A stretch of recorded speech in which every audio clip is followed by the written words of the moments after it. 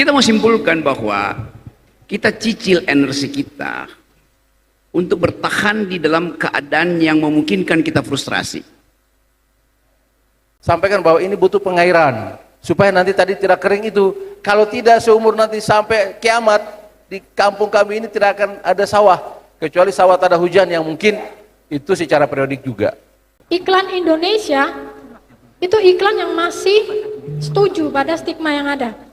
Sorry to say, ini kalau mungkin kita bisa sebut kecap burung itu ya, gambar burung itu. Jadi dana itu akan dipakai inline dengan desain yang hendak diunggulkan. Tapi sekali lagi, ini memerlukan percakapan antara masyarakat di situ tuh. Tidak jauh berbeda. Hadirkan cinta, hadirkan budaya, insya Allah persoalan pangan bisa kita selesaikan.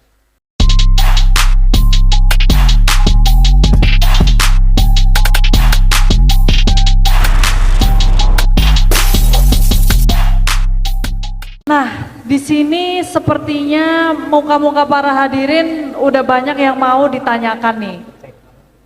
Jadi habis ini kita akan lanjut ke sesi Q&A, sesi tanya jawab. Teknisnya nanti ada tiga orang dalam segmen pertama. Jadi langsung angkat tangan yang mau bertanya dan langsung dijawab juga oleh para narasumber kita. Baik, silahkan jika ada yang mau bertanya. Baik Bapak. Bapak yang baju merah, boleh diperkenalkan nama, dari desa mana Pak, dan pertanyaannya.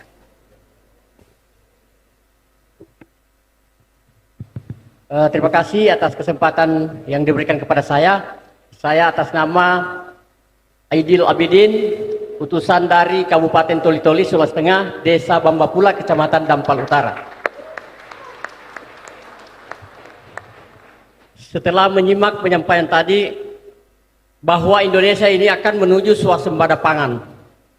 Berbicara tentang swasembada pangan, tiap harinya itu produktivitas pangan itu berkurang. Salah satu penyebabnya adalah alih fungsi lahan. Pertanyaan saya, ini yang berlaku di Kabupaten Toli-Toli.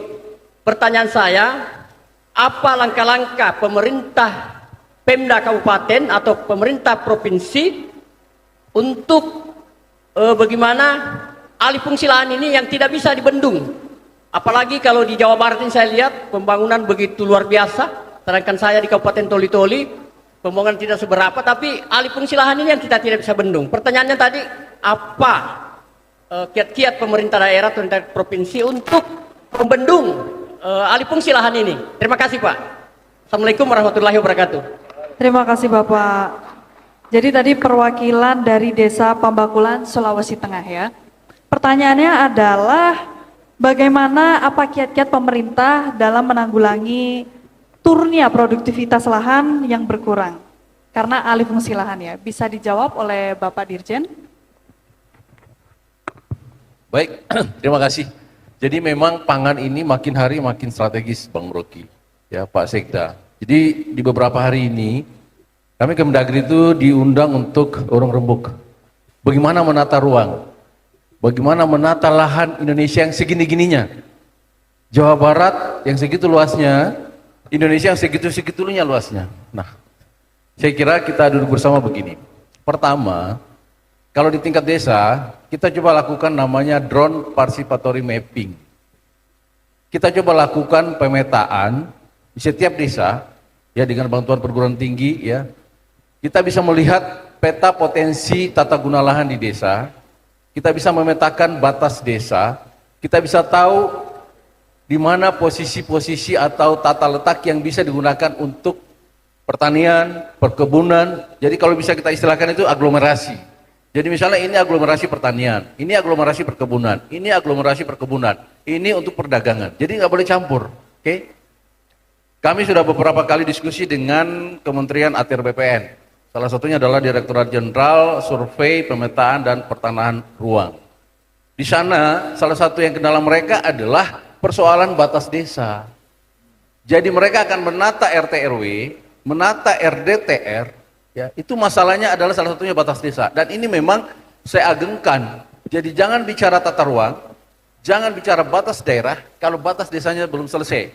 Nah ini yang perlu kita peranata desa, peranata pemerintahan kah, peranata adat kah, mau peranata sosial kah yang ada di desa, ayo kita bereskan dulu tata guna lahan di desa. Kenapa? Lahan kawasan pertanian misalnya, itu tidak dibatasi oleh wilayah administrasi. Tidak kena batas desa, misalnya ini persawahan. Seperti di Sumedang 270 desa, itu bisa lintas desa, bisa lintas kecamatan. Kalau mungkin masih subur, dia geser ke Majalengka bisa, geser ke Garut bisa gitu kan. Tapi jangan karena sudah batas daerah, batas desa, ini nggak bisa lagi, ini nggak bisa lagi ditanamin padi, nggak bisa lagi ditanamin jagung misalnya. Ini persoalan. Nah sehingga teman-teman kementerian lembaga terkait di pusat itu mencoba mencari solusi baru, melakukan penataan ruang, melakukan pemetaan begitu bersama dengan instansi terkait. Kemenko Infrastruktur, Kemenko Pangan ini juga mengajak Kemendagri termasuk bagian dari kami adalah Dirjen Bina Pemerintahan Desa mencoba melihat tata guna lahan di desa. Ya, ini yang harus kita lakukan. Artinya tadi yang bilang kalau bisa ini sampai abadi tidak ada lagi alih fungsi lahan. Setelah kita petakan, ini untuk kawasan pemukiman, kita juga tidak bisa memendung kalau pertumbuhan pertumbuhan penduduk itu, ya kan, dia bertambah menurut deret ukur, nah, kan gitu. Nah sehingga dalam langkah-langkah seperti ini kita makin memetakan potensi tata guna lahan di desa, sehingga keberdayaan desa betul-betul tertata dengan baik. Kalau terkondisikan tata RDTR, RTRW sampai dengan tata guna lahan desa, ini bisa kita minimize. Tidak lagi kita dikit-dikit karena kebutuhan untuk lahan pertanian akhirnya kita ke ember, kita ke pot bunga. Tapi kita tidak bisa ganti airnya. Airnya tetap dari bumi ini. Tanahnya juga nggak bisa walaupun di hidroponik, di ember, di pot, tetap gitu kan. Nah ini yang harus kita lakukan sehingga pemerintah sebagai patron untuk menyusun regulasi untuk mengatur hadirnya itu, ya saya kira ini kita coba lakukan. Bahwa lahan Indonesia itu segini-gininya, kita akan bilang aglomerasi pertanian, ini nggak boleh dialihfungsikan, apapun gitu. Kemudian kita akan menghitung. Kenapa? Kita bisa membayangkan Sumedang yang kurang lebih 1,2 juta penduduknya, 1,1 sekian begitu, atau Jawa Barat yang 48 juta sekian penduduknya gitu, berapa piring nasi yang dibutuhkan oleh warga Jawa Barat? Berapa piring nasi yang dibutuhkan oleh warga Sumedang setiap hari? Kan tidak bisa kita konversi bahwa oke lah, selain nasi apa karbo yang lain gitu kan, kebutuhan tubuh, karbo, protein dan seterusnya. Itu adalah kebutuhan, itu ada riset gitu kan. Nah ini yang harus kita kedepankan dan butuh kolaborasi semua pihak. Teman-teman kementerian yang lain juga akan bicara. Ini bukan soal lahan saja, ini bukan soal pangan saja, ini soal kebutuhan orang. Orang itu tadi dibilang Bung Rocky, kebutuhan anatomi kita, sirkulasi di dalam tubuh kita itu membutuhkan karbo, membutuhkan protein, dan itu harus dilakukan dengan cara-cara yang organik misalnya. Nah ini yang harus kita sosialisasikan juga bahwa semua kita butuh perkembangan peradaban, pengetahuan, teknologi, industri dan seterusnya. Tapi tidak ada yang bisa mengganti karunia Tuhan namanya geografi, tanah, bumi dan air itu. Itu nggak bisa tergantikan seperti tadi dibilang oleh Mbak Maya itu. Nah sehingga pemerintah mencoba mencari sebuah konsep asal hasil riset begitu, hasil survei kita petakan dan seterusnya sehingga kita akan menyusun regulasi yang lebih memadai. Regulasi yang akan menyentuh pada seluruh level pemerintahan dari pusat sampai dengan ke desa. Kenapa? Desa juga jangan dianggap selalu hilir. Desa juga itu adalah hulunya. Karena semua sumbernya itu ada di desa. Coba saja kalau misalnya kita tata guna lahan. Kalau teman-teman ini dia ngeblok, ya kan, embargo dia mata air di Gunung Tampo Masining, dia embargo dia mata air yang di Gunung Manglayang sana, yang di Jatinangor. Kita bisa bayangkan apakah tumbuh sawah di bagian selatan itu. Nah itu salah satu contohnya adalah butuh kolaborasi kita semua lintas pemerintahan. Makanya mulai hari ini ketika ada Hari Desa, pertama kali yang menjadi temanya Pak Sekda Bung Rocky adalah desa tangguh pangan dulu. Karena tangguhnya pangan desa itu untuk kemaslahatan umat, kemaslahatan desa itu, kemaslahatan warga kabupaten, kemaslahatan warga Jawa Barat, kemaslahatan warga dunia tadi. Yang disampaikan Pak Sekda yang nomor 4 dunia, kalau pangannya tidak terkendali, ya oleh dengan pemetaan dan seterusnya tadi, saya kira itu impossible. Nah sehingga kita butuhkan pencerahan yang memadai seperti dari yang mungkin secara filosofis bahwa ayo kita kembali ke desa, kita bangun desa, bertani, ayo seperti Mbak Maya sampaikan tadi. Tapi tolong kalau kami ini tidak dihantui dengan nanti kami sudah membangun pertanian, kawasan begitu, akan alih fungsi lahan, bla bla bla dan seterusnya. Semuanya memang adalah bagian dari untuk upaya-upaya kita meningkatkan kesejahteraan masyarakat, meningkatkan kualitas hidup masyarakat dan mengurangi kemiskinan. tujuan pembangunan di desa atau di daerah kan begitu. Nah saya kira itulah upaya-upaya kita Mbak Muji dan teman-teman yang tadi dari Toli-Toli itu bagus ya, mudah-mudahan nanti disampaikan rekan-rekan yang ketika ada di dalam forum musyawarah-musyawarah pada level desa, pada level kecamatan dan seterusnya sampai ke atas gitu, sampaikan bahwa hal yang paling krusial dalam membangun daerah kita adalah, membangun desa kita adalah penata gunaan lahan yang memadai. Jangan dikit-dikit alih fungsi lahan, jangan dikit-dikit alih fungsi, kayak gitu ya. Ini juga tentu dunia membutuhkan, kenapa? Supaya ozonnya nggak bocor begitu, untuk mengurangi emisi ya rumah kaca dan seterusnya. Ini saya kira penting untuk masa depan peradaban manusia ke depan. Dan itu dimulai dari desa. Makanya penting kita tiap hari adalah hari desa. Jangan Pak Sikda hari desanya cuma 15 Januari, tahun depan lagi baru hari desa. Enggak. Begitu hari ini hari desa, besok 15 Januari, setiap hari hari desa. Jadi kita mulai melek desa Mbak Modi. Kita kembali ke desa, lalu kita akan bilang, ada apa di desa? Kalau mereka tidak datang, ada apa dengan desa? Ini yang saya ingin sampaikan kepada teman-teman semua, bahwa sebetulnya tadi adalah bicara cinta. Kalau saya bicara bahwa kebahagiaan yang hakiki itu adanya di desa. Desa bahagia, Indonesia bahagia. Terima kasih. Terima kasih. Berarti tadi langkah yang sudah dilakukan pemerintah dan akan dilakukan terus adalah pemetaan setiap desa atas potensi lokal yang ada ya. Betul ya Bapak? Dan tata olah lahan potensi-potensi yang ada di desa. Lalu selanjutnya, oke, Bapak yang sudah berdiri.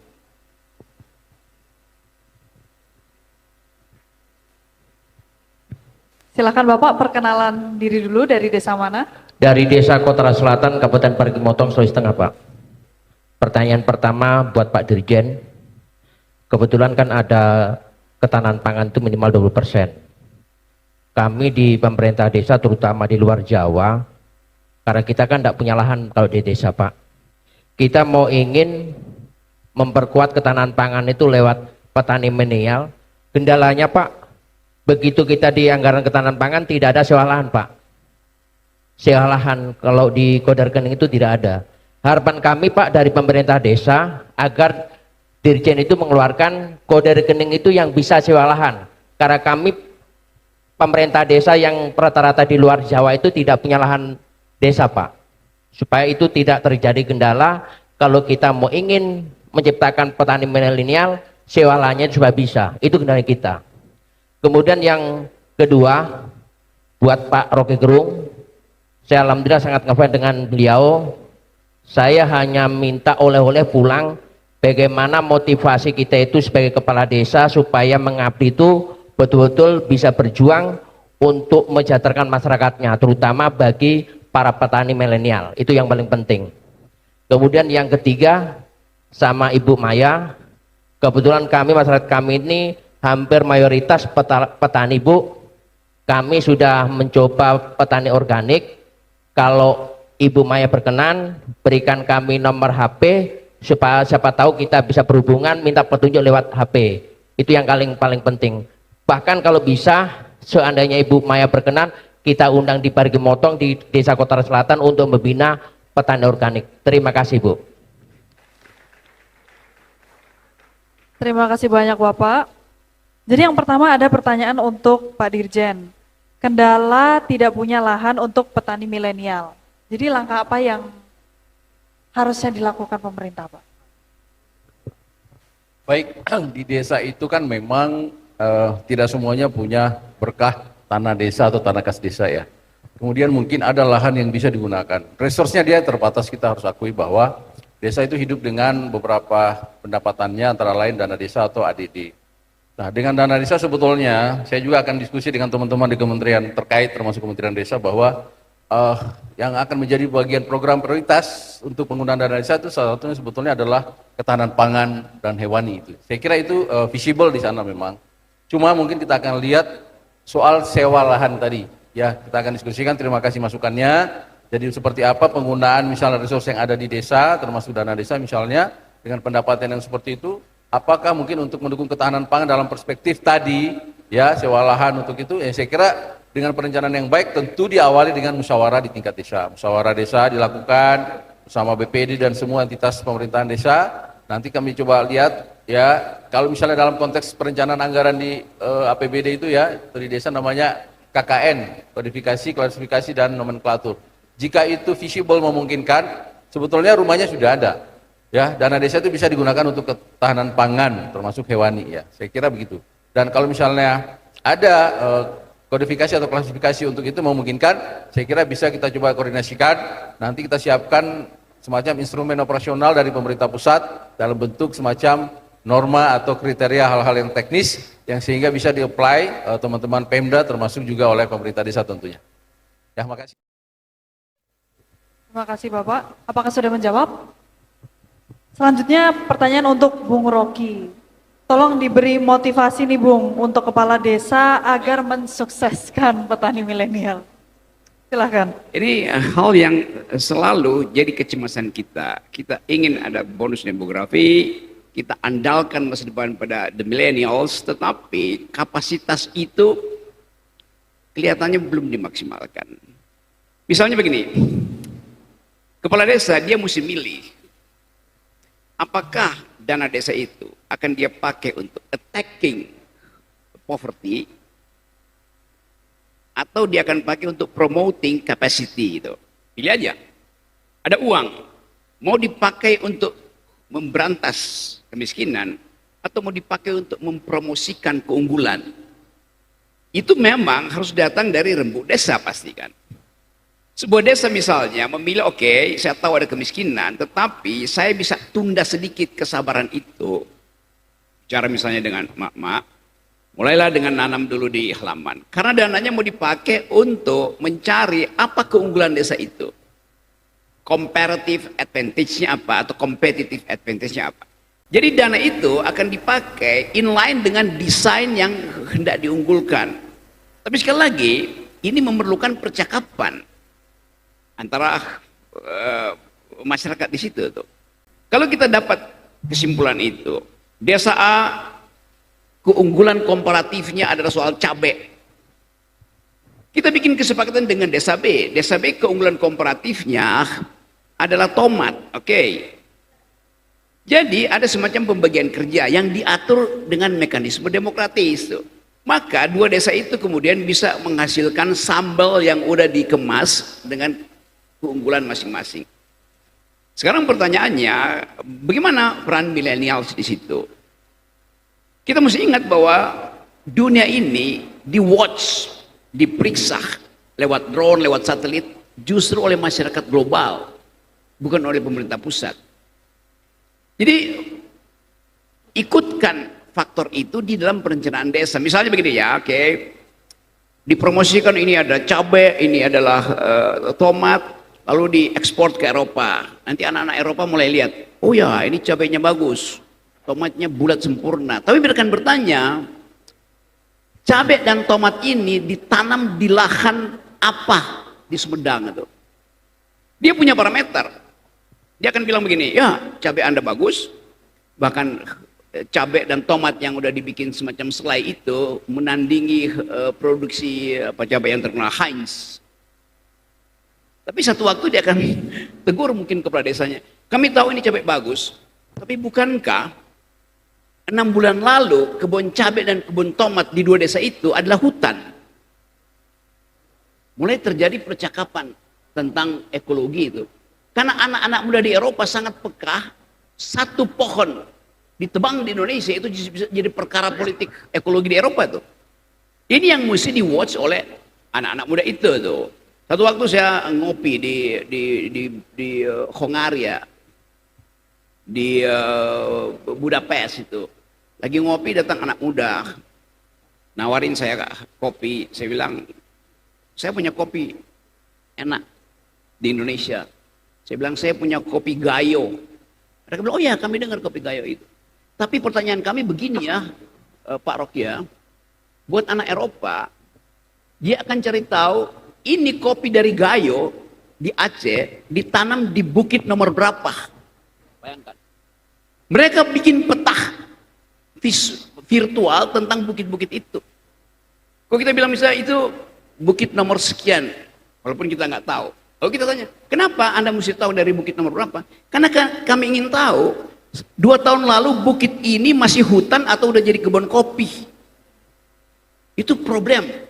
Begitu misalnya mereka tahu, oh tadinya itu hutan, kenapa sekarang jadi kebun kopi? Dia akan provokasi partai hijau dan partai buruh di Eropa untuk menghalangi ekspor kopi kita ke Eropa. Sedemikian pekahnya soal environmental ethics itu. Bagi mereka misalnya, dia nggak peduli mau pemerintahan siapa presidennya, tetapi bagi mereka, agama baru mereka adalah ekologi, environmental. Itu dasarnya tuh. Jadi kita juga mesti perhatikan itu. Nah, sekali lagi, inilah yang kita sebut sebagai desa itu harus kita anggap sebagai rahimnya negara. Hutan di desa kalau dia dipapas itu artinya merusak rahim negara, rahim kemakmuran. Ini ada lahan di sini. Lahan ini punya perhutani. Lalu datang peneliti, dia teliti ternyata di bawah sini ada emas. Sekarang prinsipnya apa? Mempertahankan hak perhutani atau ini jadi barang punya ESDM di bawah itu. Timbul konflik. Tapi mesti dikasih skalanya, apa yang lebih penting itu? Hutan atau emas? Itu dasarnya kan. Jadi itu pilihan-pilihan etis sebetulnya. Yang sekarang jadi heboh di seluruh dunia tuh. Jadi saya mau menganggap bahwa desa itu adalah rahimnya negara. Dan kita semua tahu rahim itu adalah milik perempuan. Dan hanya perempuan yang peka terhadap ketidakadilan itu. Karena dari rahim perempuan, sejak dia mengandung bayinya, si ibu sudah membagi nutrisi dengan bayinya. Jadi ibu, mama itu adalah guru besar ilmu keadilan pertama di dunia. Melalui rahimnya. Begitu kita keluar dari rahim perempuan, kita masuk ke rahim laki-laki. Apa itu? DPR. Apa itu? Munas partai. Yang tidak peka pada keadilan. Jadi bayangkan desa yang merawat kehidupan bayi masa depan, begitu bayinya lahir, dia diternakkan di partai politik yang tidak punya perspektif tentang ekologi, tidak punya perspektif tentang justice. Jadi ini hal yang saya kira penting untuk kita bicarakan, dan karena itu saya anggap bahwa desa itu adalah sumber kasih sayang yang sempurna itu. 2 remaja saling jatuh cinta di desa, di pematang sawah karena mengejar kunang-kunang yang sama. Di kota, 2 remaja jatuh cinta karena berebut handphone terbaru untuk selfie-selfie itu. Lain. Bahasa batinnya lain tuh. Jadi saya selalu kembali ke desa karena saya tahu di situ ada kejujuran. Saya ingin Sumedang mempromosikan lebih dahulu bahwa kejujuran di Sumedang itulah kejujuran karena kita ngerti, paham bahwa Sumedang adalah desa, desa adalah rahimnya negara. Terima kasih banyak Bung Rocky. Gimana Bapak, sudah menjawab? Oke. Pertanyaan ketiga ada diberikan untuk Kak Maya ya. Boleh diberi sedikit edukasi dong Kak, bagaimana cara untuk mencapai petani milenial yang berlanjut? Dan masalah tadi nomor handphone bisa dibicarakan setelah simposium ya Bapak. Silakan Kak Maya. Ya, bagaimana ini setelah petani milenial dicetak gitu ya, terus mau diapain gitu. Kita tidak bisa kemudian meminta mereka menjadi petani, begitu jadi petani kemudian ya sudah, pokoknya kita merasa aman aja, sudah ada regenerasi petani. Sementara sebenarnya petani-petani muda, anak-anak muda yang kita minta bertani ini, sebenarnya dia juga sedang mempertaruhkan apa yang terjadi di masa depan untuk hidupnya begitu. Nah, bagaimana membuat itu sustain? Jangan pernah tinggalkan. Ketika nanti di desa begitu ada sebuah keluarga, kemudian lahirlah seorang sarjana, dan sarjana ini ingin menjadi petani, maka tolong disupport. Tidak hanya untuk keluarga ini saja, tetapi satu desa. Banggalah bahwa di desa itu lahirlah seorang petani baru, lahirlah seorang generasi petani yang baru. Dengan demikian kita bisa mengamankan stok ketahanan pangan kita sampai anak cucu kita nanti. Jadi bagaimana tadi mengamankan atau jangan tinggalkan mereka, tetap support mereka, sadari bahwa dengan menjadi petani tadi ya tantangannya udah di alam itu sesuatu yang sudah menjadi PR besar. Nah itu jangan ditinggalkan, tetap support dan beri dia dukungan. Jangan biarkan dia merasa bahwa stigma yang ada itu mengikat atau kemudian menggerogoti masa depannya dia. Stigma bahwa petani itu miskin, stigma bahwa petani itu terbelakang. Kenapa demikian? Kita lihat ya, iklan petani itu di TV atau di sosial media, ini iklan kalau berbicara tentang petani. Iklan Indonesia itu iklan yang masih setuju pada stigma yang ada. Sorry to say, ini kalau mungkin kita bisa sebut kecap burung itu ya, gambar burung itu. Pernah dengar nggak tentang Malika? Pernah ya, bahwa Malika itu dirawat, kedelai hitam itu dirawat. Bagaimana tampilan petani yang ditampilkan dalam iklan itu? Apakah kemudian anak-anak muda gitu ya, kita bawa iklan itu, contoh nih ke SMA, kita tunjukin, kamu jadi petani ya, biar nanti kamu jadi kayak bapak ini. Kita tunjukkan iklannya. Apakah kemudian dia tertarik? Enggak. Ya jelas. Itu seperti kita ya setuju pada stigma tadi. Coba kita lihat iklan Thailand tentang pertanian. Wah, iklan Thailand itu jangan diragukan ya. Itu sudah nomor 1. Bagaimana dia bercerita tentang pokcoy ya, atau sawi daging organik, itu luar biasa sekali dalam iklannya gitu. Nggak akan ada orang yang nonton kemudian nggak selesai itu, nggak mungkin. Kalau iklan Thailand seperti itu. Mereka menampilkan sosok petani yang baik, kemudian humoris. Itu iklan Thailand. Bagaimana dengan iklan petani di luar negeri, di Eropa atau Amerika? Kita mengenal sosok cowboy. Keren kan? Iklan-iklan mereka menampilkan sosok petani itu dengan naikin bernunggang kuda gitu, kemudian dengan kostum cowboynya, dengan celana jeans, kemudian hem kotak-kotaknya gitu. Sosok-sosok yang wih kerennya kalau jadi petani atau jadi peternak gitu. Nah ini yang harus kita rubah sama-sama. Ketahanan pangan yang dimulai dari desa harus disadari bahwa itu adalah bentuk kepedulian. Jadi bentuk support kita. Bahwa kita butuh ya kita harus peduli. Itu saya rasa. Baik, terima kasih Kak Maya. Gimana Bapak, sudah menjawab? Oke. Beralih ke yang ingin bertanya selanjutnya. Oke, Bapak yang di belakang. Yang di belakang? Ya. Ya, yang tunjuk tangan. Ya, yang belakang ya. Yang pakai topi.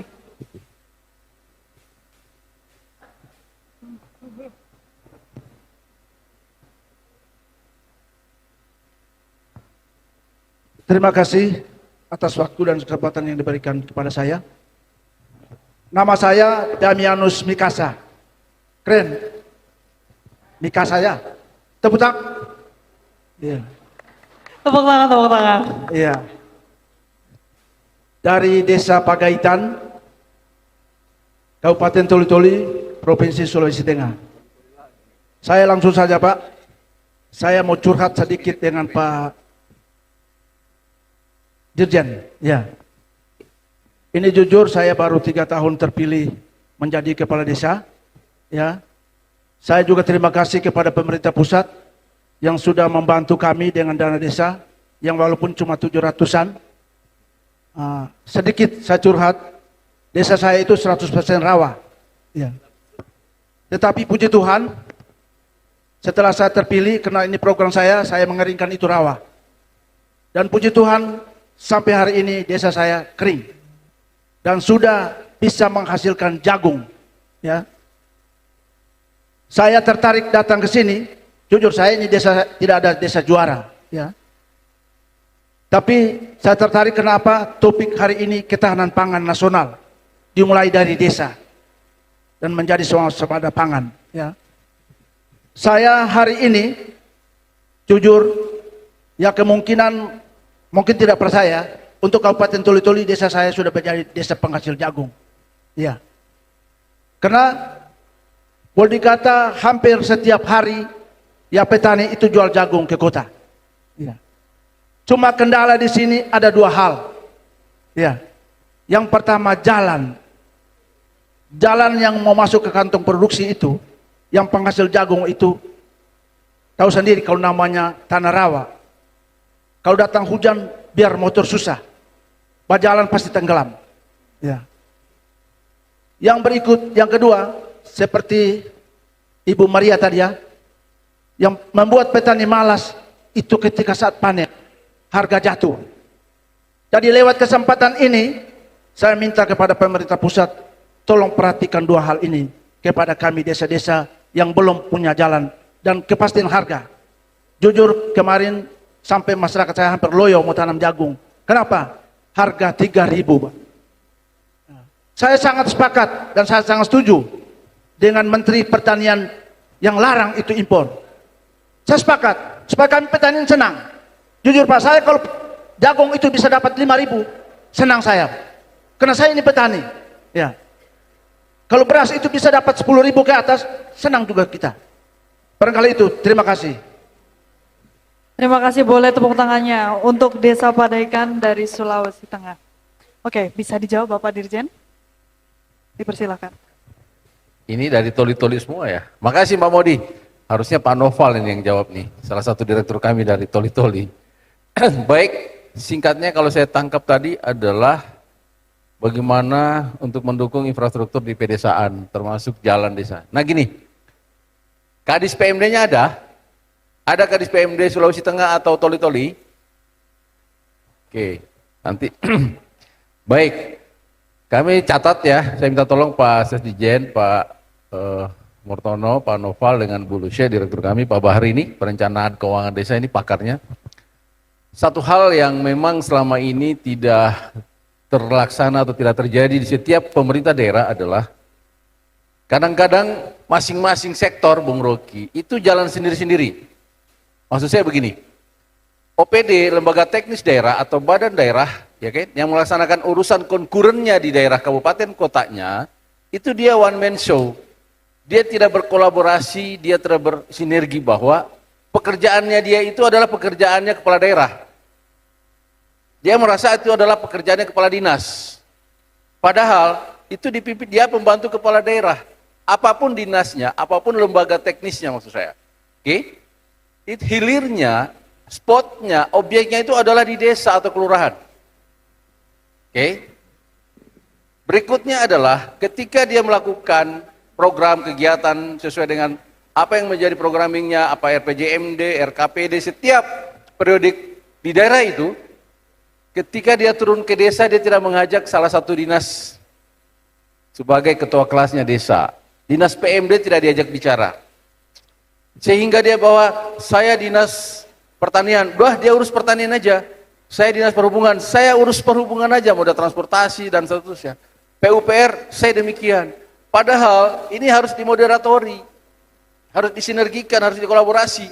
Kenapa? Yang paling tahu peta desa itu adalah teman-teman di dinas PMD. Bro, Anda dinas perhubungan, tar dulu. Bangun di situ sudah berlapis-lapis, hot mic bahkan. Tapi kita butuh sekian jalan desa. Oke lah dia nggak usah hitam, minimal masih kuning dulu tapi sudah berkerikil. Itu dibuka. Kenapa? Itu akses untuk pertanian, akses untuk pangan dan seterusnya. Kenapa jadi mahal? Dia penghasil pangan, dia penghasil beras, dia penghasil jagung, dia penghasil buah-buahan. Tapi kok di kabupaten itu mahal? Karena itu tadi, orang akan mengambil hasilnya dari daerah lain, itu transportasinya mahal. Nah ini tidak dimoderatori sehingga dibutuhkan kerjasama lintas OPD. Harus dimoderatori bahwa tolong ini diprioritaskan. Jalan dulu yang di sini dulu diprioritaskan. Jangan dulu hot mic di sana. Masih ini yang lebih priority. Begitu juga sampaikan kepada dinas PUPR atau Cipta Karya. Sampaikan bahwa ini butuh pengairan. Supaya nanti tadi tidak kering itu. Kalau tidak seumur nanti sampai kiamat, di kampung kami ini tidak akan ada sawah. Kecuali sawah tak ada hujan yang mungkin itu secara periodik juga. Nah ini menjadi tantangan bagi kami. Kami sudah sampaikan ke internal kami. Kami sendiri di Kemendagri Bina Pemdes itu, saya sudah mengajak teman-teman saya para direktur bahwa Anda akan membangun desa, Anda akan menata desa serepublik ini, harus kita ajak teman-teman baik internal maupun eksternal. Maksud saya, kalau kami menata desa, harus kami undang teman-teman yang mengampu kepala daerah, supaya kepala daerah itu juga bagaimana menata desanya. Jangan kami cuma karena habitnya dengan ekosistem pemerintah desa, yang kita undang kepala desa directly. Teman-teman kami di OTDA misalnya, begitu juga di Bangda, ketika menyusun RPJMD, RKPD yang akan inline, bridging antara RPJMD dengan RPJMD misalnya, dengan RPJMN misalnya. Nah kami akan undang juga Bangda, lintas komponen. Begitu juga dengan kementerian lembaga. Kami sampaikan kepada teman-teman saya. Kita sering diundang ke Menko, kementerian terkait. Nah, suatu momen kita undang mereka juga. Ada apa dengan desa? Atau apakah Anda melek desa hari ini? Sejauh-jauhnya kita membangun republik ini, kalau tidak sampai ke desa, itu tidak sampai di hilir. Hanya akan sampai di pada sasaran by program kegiatan, mungkin by DIPA, mohon maaf. Tapi kalau misalnya kita akan mendapatkan outcome yang dicita-citakan oleh Bapak Presiden, ya, dan Bapak Presiden dengan semua rencana pembangunan yang sudah didesain sedemikian rupa, baik secara periodik, tahunan, menengah, bahkan jangka panjang, harus kita lakukan kolaborasi seperti itu. Harus kita sampaikan bahwa Anda tidak bisa one man show menyelenggarakan urusan pemerintahan di daerah. Begitu juga sampai dengan tingkat desa. Kami akan coba, mohon doanya, ini akan menjadi prototipe baru kami bagaimana membangun desa ke depan. Saya jujur pribadi sebagai orang desa juga terharu. Sehingga memang ketika diamini oleh Pak Menteri mengendorse untuk berkenan ditetapkannya Hari Desa sebagai dengan ketetapan Presiden. Nah, menurut hemat kami kita akan mulai melek desa. Tiap hari desa, kita agungkan desa itu. Jangan desa itu kita abaikan. Jangan lagi menjadi desa yang saya bilang tadi pagi itu tidak dirindukan gitu.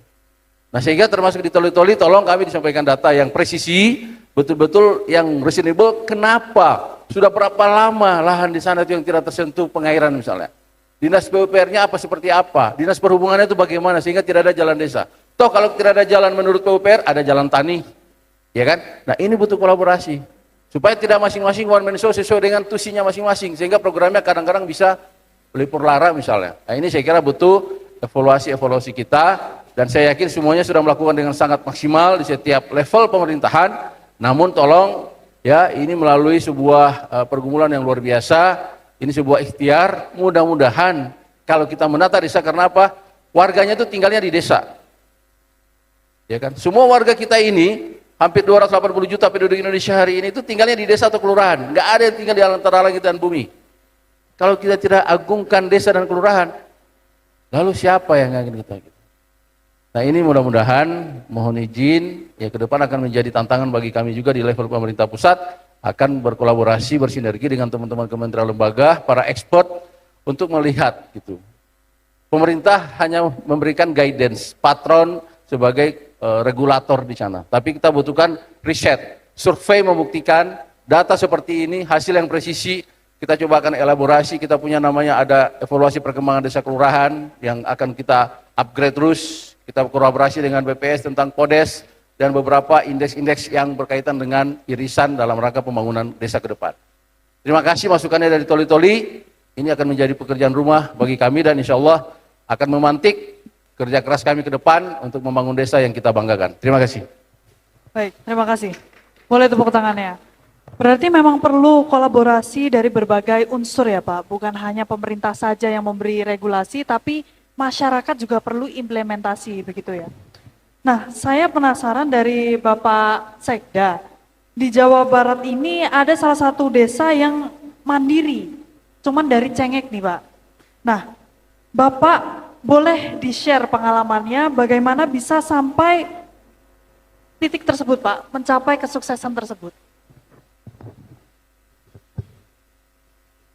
Bapak Ibu sekalian, yang tadi ya, kuncinya kita harus hadir. Ya, hati kita harus hadir di desa ini. Tentu teman-teman warga desa ya udah pasti, demikian juga kecamatan, kabupaten, provinsi dan terusnya sampai dengan pusat, tidak ada yang tidak mungkin kalau cinta itu hadir di desa. Dan lazimnya kalau di Sunda itu apa ya? Nyisip dalam silip sindir simbol siloka sasmita, dalam kearifan-kearifan cinta itu, nyisipnya dalam budaya.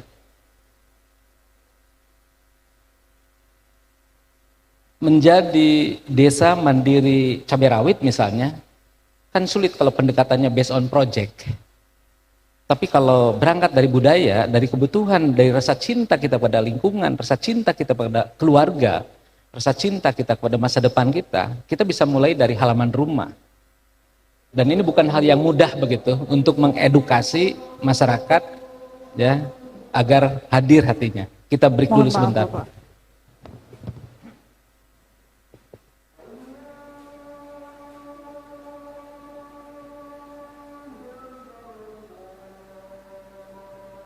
Yang mandiri pangan, yang salah satunya misalnya dari cabai rawit, ya hadirkan cinta, ya hadirkan budaya.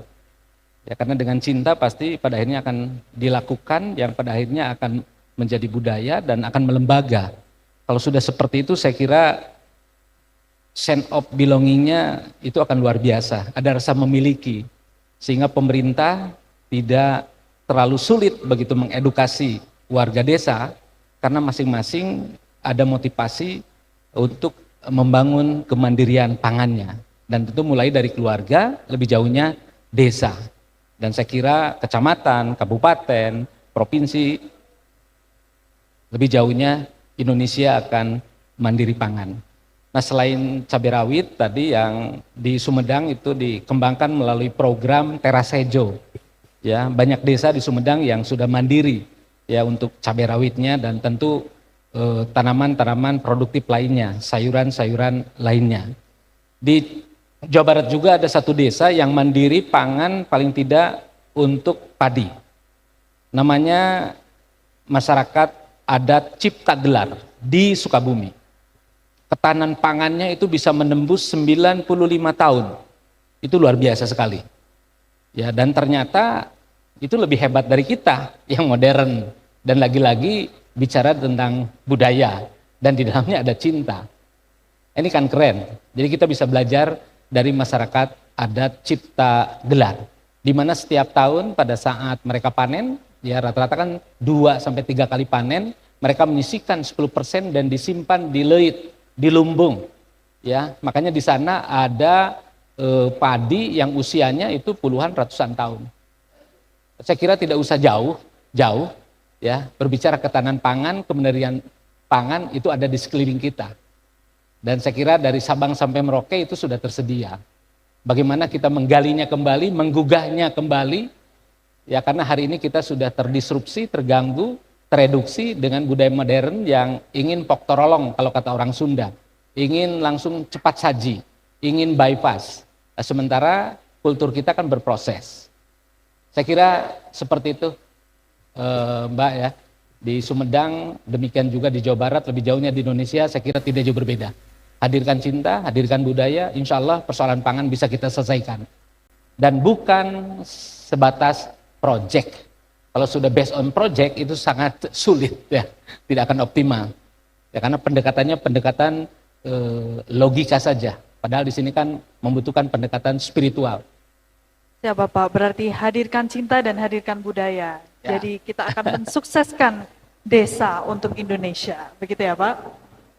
Oke, sudah tiba juga di penghujung acara kita pada kali ini. Jadi untuk menutup acara nih, kita akan bertanya masing-masing closing statement dari masing-masing narsum yang sudah ada di depan kita semua. Oke, dimulai dari Bung Rocky. Boleh diberi closing statementnya Bung, silakan. Istilah closing statement itu seolah-olah menyelesaikan persoalan. Padahal kita baru membuka persoalan. Jadi yang diperlukan bukan closing statement, tapi closing ideas. Ide penyimpul, itu maksudnya tuh. Kita mau simpulkan bahwa kita cicil energi kita untuk bertahan di dalam keadaan yang memungkinkan kita frustrasi. Hari-hari ini kita dalam suasana frustrasi.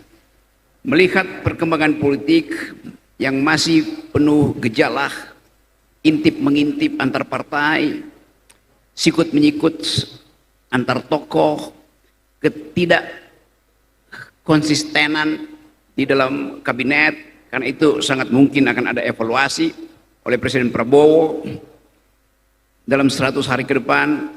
Tetapi yang harus jadi permanen adalah keinginan kita untuk merawat republik ini. Republik itu dimulai dari desa. Kepala desa itu lebih penting dari kepala negara. Kita ya tanpa kepala negara kita hidup, tapi tanpa kepala desa kita nggak tahu apa yang akan diucapkan oleh tetangga saya pada saya.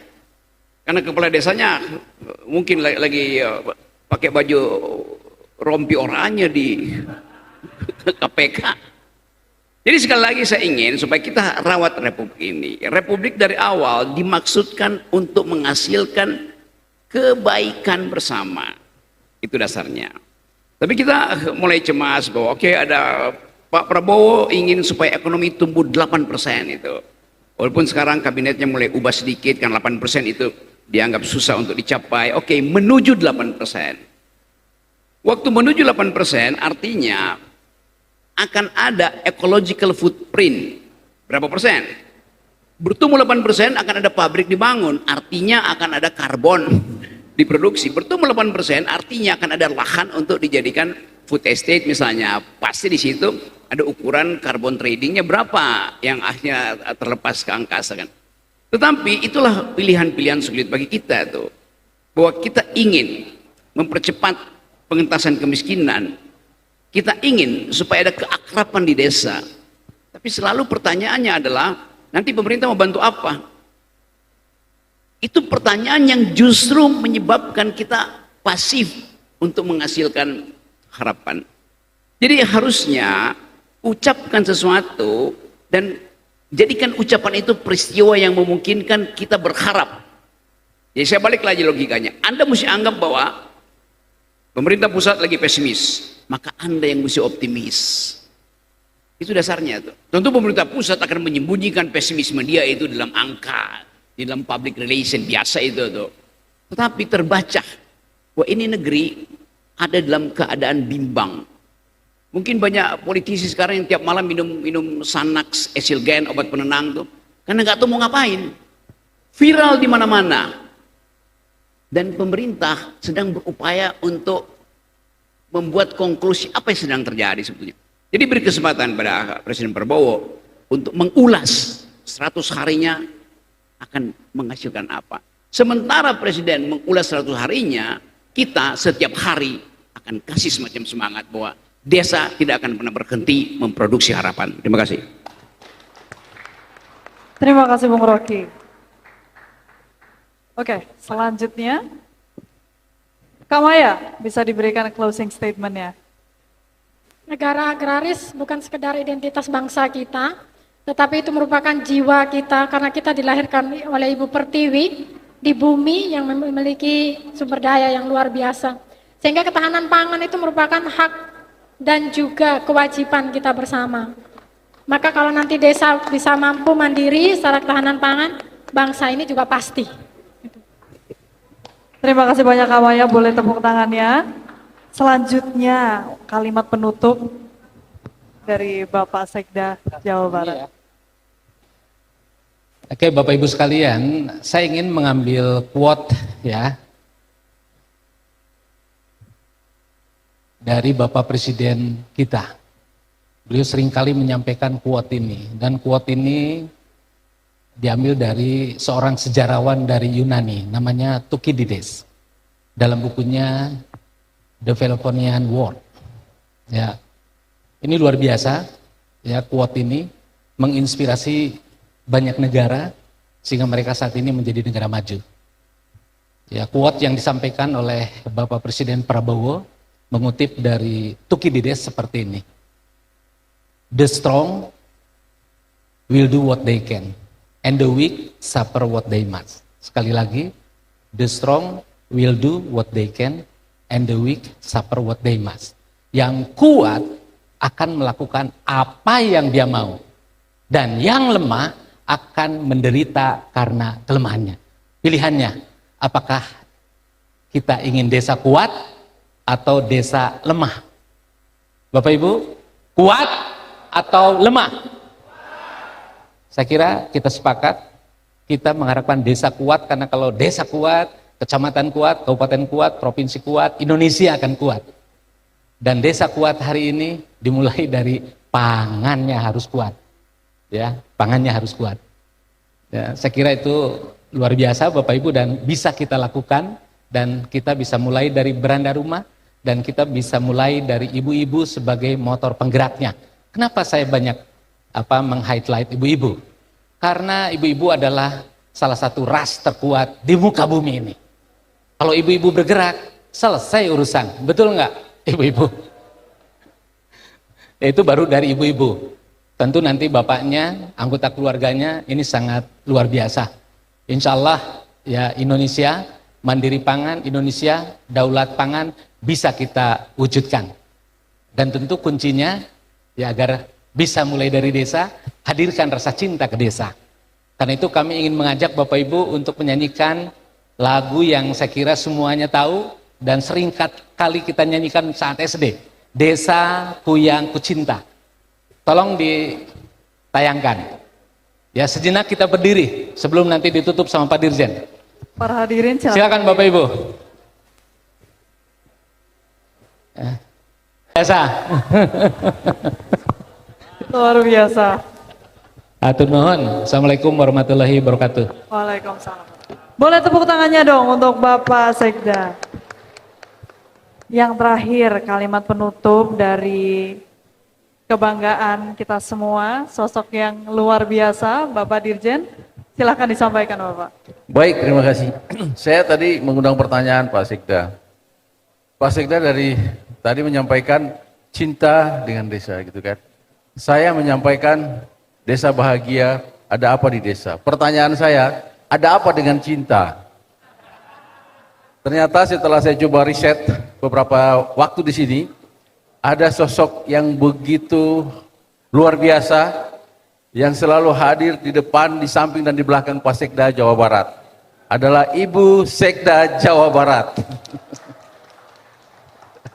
Ini luar biasa berhasilnya beliau karena didampingi seorang istri yang paling setia dan sangat mendukung. Terima kasih Pak Sekda. Izin Ibu. Baik dari saya kira, saya juga teringat karena beliau bicara tentang konsep. Saya sering diajari mendengarkan arahan Bapak Menteri di beberapa kesempatan. Beliau memberikan literasi, salah satu atau dua buku antara lain adalah Benturan Peradaban. Di dalamnya menceritakan banyak hal peradaban-peradaban yang akan dilewati dari zaman ke zaman. Begitu juga beliau memberikan gambaran apa yang menyebabkan negara itu gagal. Bapak Ibu, hari ini kita sudah bicara desa. Ya, saya teringat Om Rocky bilang bahwa desa itu seperti, izin ya Bung, seperti lumut. Dia hidup berkoloni, dia hidup secara bersama-sama. Dan hidup pada suatu batuan yang sangat kuat, sehingga lumut itu ya dengan filosofis yang paling jauh kira-kira begitu, desa itu sudah banyak predikatnya, sudah banyak sekali sebutannya untuk desa ini. Nah sekali lagi bahwa sebetulnya saya ingin menyampaikan terakhir bahwa seluruh peranata kehidupan kita itu ada di desa. Peranata sosial ya ada di desa, peranata adat ada di desa, peranata pemerintahan itu juga adanya di desa yang terdepan. Dengan menghormati rekognisi dan subsidiaritas dari pemerintahan desa itu sendiri. Jadi sehingga memuliakan desa adalah tugas kita bersama, karena sekali lagi tadi kita bayangkan kalau tidak diurus oleh kepala desa lalu kita kemana kita ini, kata Bung Rocky. Dan izin Bapak Ibu, ya kita mulai bahagiakan desa kita. Kalau desanya bahagia, saya yakin daerahnya juga akan bahagia. Desa dan daerah bahagia, Indonesia akan bahagia. Terima kasih. Lebih dan kurang mohon maaf, saya kembalikan ke Mbak Modi. Oke. Terima kasih banyak Pak Dirjen. Boleh tepuk tangan yang meriah untuk kita semua yang ada di sini. Jadi bisa ditarik kesimpulan, tadi semua itu dimulai dari cinta dan budaya.